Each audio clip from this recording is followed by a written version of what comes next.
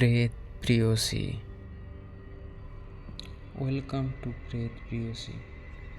এখানে গল্প নয়, সত্যি ভৌতিক ঘটনা শোনানো হয়।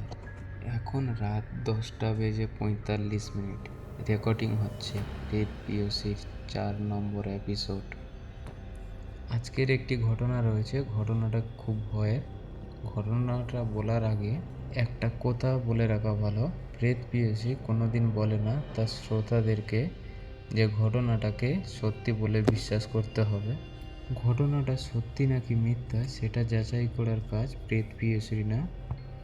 প্রেত প্রেয়সীর কাজ বিভিন্ন মানুষের জীবনে বিভিন্ন ঘটনা ঘটে যাওয়া, যেসব ঘটনার কোনো ব্যাখ্যা নেই সেই ঘটনাকে সকলের মাঝে তুলে ধরা।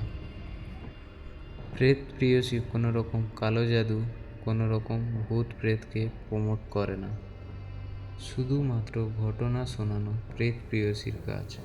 এবং কোনো সময় প্রেত প্রেয়সী তার শ্রোতাদেরকে জোর করে না সত্যি ভূত আছে এমন কিছু বিশ্বাস করতে হবে। বিশ্বাস করা না করা সম্পূর্ণ শ্রোতাদের উপর। তাই ঘটনাগুলোকে এন্টারটেনমেন্ট হিসেবে নেওয়াই হবে বুদ্ধিমানের কাজ। আর বেশি কথা না বাড়িয়ে চলে যাব এবার ঘটনাতে। ঘটনায় যাওয়ার আগে অবশ্যই সবাইকে বলবো ভিডিওটাকে লাইক করে দিতে ও বন্ধুদের সাথে অনেক অনেক শেয়ার করতে। তো আমরা চলে যাচ্ছি ঘটনাতে। ঘটনাটি আমাদেরকে পাঠিয়েছে বাপি হালদার, উত্তর 24 পরগনা থেকে।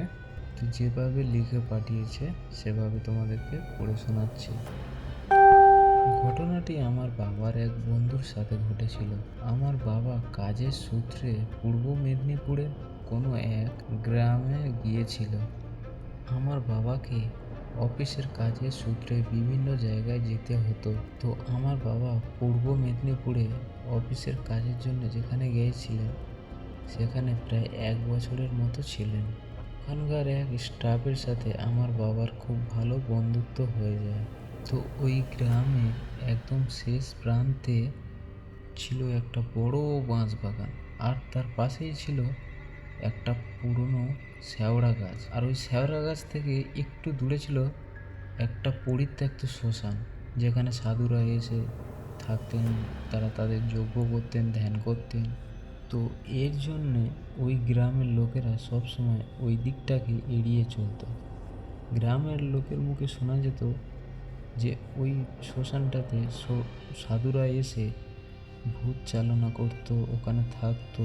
তো মূলত এই জন্যে ওখানকার লোকেরা ওই জায়গাটাকে রাতের বেলাও তো একদমই কেউ যায় না, দিনের বেলাও এমনি লোক এড়িয়ে চলতো। ওখানকার লোকেরা বিশ্বাস করে যে ওই শ্মশানে বা ওই বাঁশবাগানে একটা ডাইনি থাকে, ওখানে একটা ডাইনির আস্তানা। মূলত ওই জায়গাটাকে সবাই এড়িয়ে চলে। আমার বাবার ওই বন্ধুটা উনি ওখানকার লোকালই লোক ছিলেন, ওই গ্রামেই থাকতেন। তো বাবার ওই বন্ধুর নাম ছিল গোবিন্দ। তো ওনার এই গ্রামে ভালো নাম ডাক ছিল, আর উনি অনেক সাহসীও ছিলেন। এবারে মূলত ঘটনাটা ঘটে আমার বাবা ওই অফিসে জয়েনিংয়ে প্রায় 8-9 মাস হয়ে যায়। তারপরে একদিন বাবার ওই বন্ধু বাজারে যায়। বাজারটা গ্রাম থেকে অনেক দূরে। বাজারটা দূরে হওয়াতে ওনার আসতে অনেক রাত হয়। তো সেদিন অমাবস্যা ছিল। বাবার ওই বন্ধু ওই অমাবস্যা রাতে হাট থেকে একা ফিরছিলেন। যখন উনি বাঁশবাগানের কাছাকাছি এলেন তখন ওনার মনের মধ্যে একটু ভয় ভয় লাগছিল। আর একটা রাস্তা ছিল, ওটা অনেক ঘুরে আসতে হয় বলে, যেহেতু রাত হয়ে গেছে ওই জন্য বাবার বন্ধু উনি কী করেছেন, এই বাঁশবাগানের এইটা শর্টকাট হয় বলে এই রাস্তাটাই ধরে আসছিলেন। যখন উনি বাঁশবাগানের কাছাকাছি এলেন তখন ওনার মনের মধ্যে একটু ভয় ভয় লাগছিল। রাত তখন প্রায় 2টোর কাছাকাছি। ঘন অন্ধকার, গ্রামের পথ চেনার উপায় নেই। এমন সময় সে বাঁশবাগানের পুরো মাঝামাঝি এসে পৌঁছালো। হঠাৎ বাবার বন্ধু স্পষ্ট শুনতে পায় ওনার স্ত্রীর গলায় ওনার নাম ধরে কেউ ডাকছে। তো ওনার স্ত্রী ওনাকে ভালোবেসে ওনার নাম ধরেই ডাকতো। তো ওনার স্ত্রী ওনাকে ভালোবেসে গোপু বলে ডাকতো। পরিষ্কার শুনতে পাচ্ছেন যে ওনার স্ত্রীর গলায় ওনাকে ওনার নাম ধরে ডাকছে। গোপু, ও গোপু, কোথায় যাচ্ছ গোপু? এদিকে এসো গোপু। তো বাবার বন্ধু প্রথমবার এই বাবার বন্ধু এই আওয়াজটা শুনে থমকে দাঁড়িয়ে যায়। উনি দাঁড়িয়ে ভাবতে থাকে যে এত রাতে আমার স্ত্রী এখানে কি করতে আসবে। তো সে মনের মধ্যে একটু সাহস জগিয়ে নিয়ে কোনো উত্তর আর দেয় না, আবার হাঁটতে থাকে। আরেকটু এগিয়ে যেতে দ্বিতীয়বার আবার ডাক শোনা যায়। গোপু, ও গোপু, পিছনে দেখো। গোপু, ভয় পেও না, এখানে এসো গোপু। যেই শব্দটা শুনে বাবার বন্ধুর পুরো শরীরটা ঠান্ডা বরফের মতো হয়ে যায়।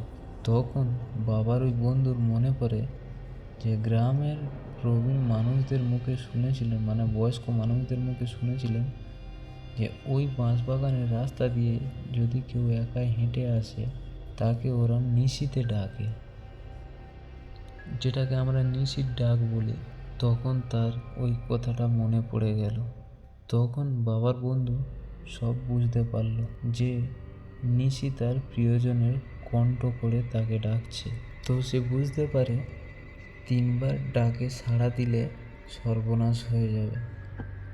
ভয়ঙ্কর ব্যাপার তখনই ঘটে যখন তৃতীয়বারের ডাকটি আসে। ভয়ঙ্কর ব্যাপার তখনই ঘটল যখন তৃতীয়বার ডাকটি শোনা গেল। তবে এবার সেটা তার স্ত্রীর কণ্ঠে ছিল না, বরং এক কর্কশ বীভৎস হাসি মেশানো স্বর। গোপু, আমার কাছে এসো, তুমি ধরা পড়েছ। বাবার বন্ধু তখন বুঝতে পারল এটা শুধু নিশির কাজ নয়, এই ডাকের পিছনে নিশ্চয়ই সেই ডাইনিরও চক্রান্ত আছে। সে হঠাৎ বুঝতে পারে যে ধীরে ধীরে তার পাটা মাটির ভিতরে গেঁথে যাচ্ছে, যেন কোনো অদৃশ্য শক্তি তাকে জোর করে শ্মশানের দিকে টেনে নিচ্ছে। সে যতই চেষ্টা করে কোনো মতে সে পা তুলতে পারে না। সে তখন এতটাই ভয় পেয়ে যায় যে সে মা মা করে চিৎকার করতে থাকে আর প্রাণপণে ওইখান থেকে বেরোনোর চেষ্টা করতে থাকে। তার চিৎকারে দূরে থাকা এক তান্ত্রিক ঠাকুরমশাইয়ের কানে যায়। তান্ত্রিক ঠাকুরমশাইটাই ওই যে বাঁশবাগানের একটু দূরে একটা শ্মশান আছে পরিত্যক্ত, সেই শ্মশানে তিনি সাধনা করছিল। তান্ত্রিক বাবাটি বাবার বন্ধুর ওই চিৎকার শুনে তৎক্ষণাৎই ওই বাঁশবাগানের কাছে ছুটে আসে। সে এসেই সব কিছু বুঝতে পারে। তান্ত্রিকটি যখন মন্ত্র পড়া শুরু করলো তখন ওই বাঁশবাগান থেকে কয়েকটি ছায়ামূর্তি চিৎকার করতে করতে পালিয়ে যায়। তারপরে সাধু বাবা যখন বাবার ওই বন্ধুকে তুলল তখন বাবার বন্ধু অজ্ঞান হয়ে গেল। পরের দিন সকালে বাবার ওই বন্ধুকে ওই শ্মশান থেকে উদ্ধার করা হয়েছিল। যখন তাকে শ্মশান থেকে উদ্ধার করলো তখন সে অজ্ঞান হয়ে পড়েছিল। সকালবেলা যখন গ্রামের লোকেরা তাকে দেখল, তার চোখে মুখে জল ছিটা দিতে সে জ্ঞান ফিরে পেল। তাকে যখন গ্রামের লোকেরা জিজ্ঞাসা করলো যে রাতে এই রাস্তায় সে কি করছিল, সে তখন সব ঘটনা সবাইকে খুলে বলে। তখন গ্রামের এক প্রবীণ ব্যক্তি তাকে বলে সে সেই রাতে নিশির ডাকে সাড়া না দিলেও ডাইনি চক্রমন্ত্রে তাকে বশ করেছিল। সে সেই রাতে খুব ভাগ্যক্রমে রক্ষা পেয়েছিল। বাবা বলেছিলেন যে সেই রাতের পরে বাবার বন্ধু আজও পর্যন্ত সে সেই ভয় কাটিয়ে উঠতে পারেনি, কারণ এখনও বাবার সেই বন্ধু বাবার সাথে কন্টাক্টে আছে, মাঝের মধ্যেই বাবাকে ফোন করে। তো দাদা, ঘটনাটা এই পর্যন্তই ছিল। ঘটনাটা আশা করি আমি গুছিয়ে লিখতে পারিনি। যদি কোনো ভুল হয়ে থাকে আমাকে ক্ষমা করবেন। আমার কাছে আরও ঘটনা আছে। যদি এই ঘটনাটি প্রকাশিত হয় তাহলে পরবর্তীতে আমি আরও ঘটনা পাঠাবো। তো বাপি, ঘটনাটি খুব সুন্দর ছিল ও খুব ভয়ের ছিল। আমরা চাইবো আগামীতে তুমিও আরও এরম ভালো ভালো ভয়ের ঘটনা পাঠাও। এখন বাজে রাত 11:45। আমি একা বসে রেকর্ডিং করছি। ঘটনাটি পড়ার সময় আমার তো খুব ভয় লাগছিল। তো তোমাদের কেমন লেগেছে তোমরা কমেন্ট করে জানাও। আমাদেরকে 1K সাবস্ক্রাইবার করতে হবে। তার জন্য তোমাদেরকে ঘটনাটাকে লাইক করতে হবে এবং বন্ধুদের সাথে অনেক অনেক শেয়ার করতে হবে। আর তোমরা যারা ঘটনা পাঠাতে চাও, যারা ইউটিউব থেকে শুনছো, তারা নিচে ডিসক্রিপশানে আমাদের লিঙ্ক দেওয়া থাকবে, ফেসবুক লিঙ্ক, ইমেল লিঙ্ক দেওয়া থাকবে। এই লিঙ্কে তোমরা ঘটনা পাঠাতে পারো। আর ফেসবুক থেকে যারা শুনছো তারা কমেন্ট সেকশানের প্রথমে লিঙ্ক দেওয়া থাকবে, ওই লিঙ্কে ঘটনা পাঠাতে পারো।